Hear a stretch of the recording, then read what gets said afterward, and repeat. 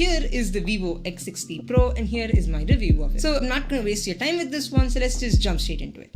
Now, going to the build quality, this phone is well built. Now, similar to many flagships on the market right now, it is a glass sandwich design. Now, the phone feels strong, it feels premium, but since there's glass on both the front and back, if you were to drop it, it will break. There are no third-party cases on the market right now for this, so if you were to even try to protect your device, it would be through the provided case. Now, the phone also looks very premium because of the matte glass back and the curved front screen. Now, this is an amazing screen. It has a 6.7-inch 120Hz 1080p AMOLED screen with an in-display fingerprint sensor, and as you can see, it is quite fast. Now, out of the box, it comes set up on the standard color profile, which is typical AMOLED colors. Very crunchy blacks, very vibrant colors, and just a lot of contrast. But it also has a professional mode, which actually makes the colors scarily accurate, even similar to my MacBook Pro's display, and it's just amazing.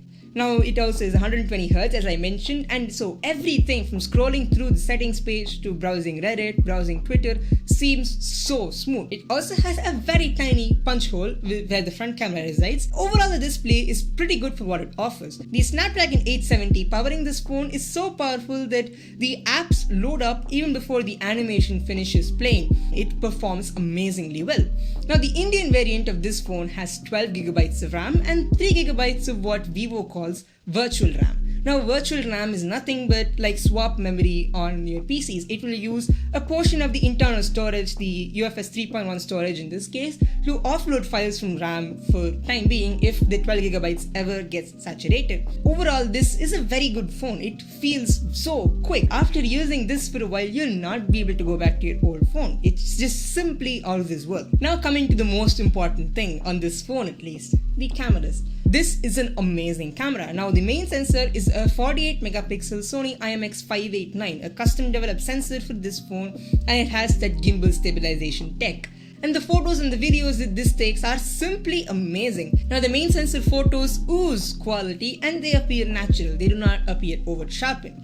But this phone has a tendency to shoot images a bit cooler than what I'd like, and also this phone tends to oversaturate the colors quite a bit, and the HDR can get quite aggressive. If you look past all those things, this is an amazing camera. The stabilization and the experience makes it amazing to shoot photos. Now, the Pro mode is also fully featured with raw photo capture and actual lens switching. The phone does not shoot 8K, even though the chipset is capable. And the native camera apps videos are also kind of over sharpened, and they also have a very heavy HDR effect. This has a 4200 mAh battery, but I was honestly surprised to see this phone pulling through and giving me 7 to 8 hours of screen on time on any day with moderate usage, and also charge very quickly at that. Now, it comes with a 33-watt charger in the box, and it takes about 30 minutes to 45 minutes to get the entire device charged. Now, the UI on this phone is kind of in the middle between something like Oxygen OS and One UI.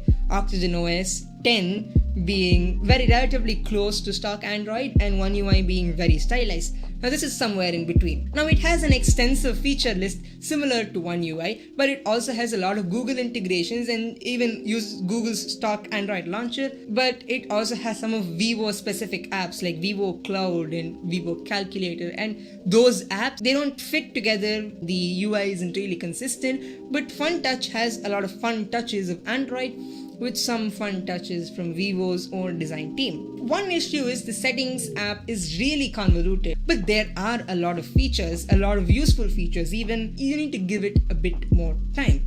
Now, another thing that you have to give it a bit more time is to figure out whether this phone will get the proper support it deserves, because, well, let's face it, if you got this device, you spent a lot of money on it and you want it to last for quite long, be the most up-to-date phone for quite some time, because this is a major investment. So only time can tell. I have not used another Vivo phone, so I really don't know how the updates are going to roll out, but hopefully they do very soon. If you want a flagship phone under 50,000 rupees, this is the one. It is simply amazing. The cameras, the build, the display, the performance are all class leading. Now, the only place where there are a lot of question marks is the software side, and let's just hope it all gets ironed out in the future and it gets software updates on time. So that's it for this video. Thank you for watching. We'll see you guys in the next one.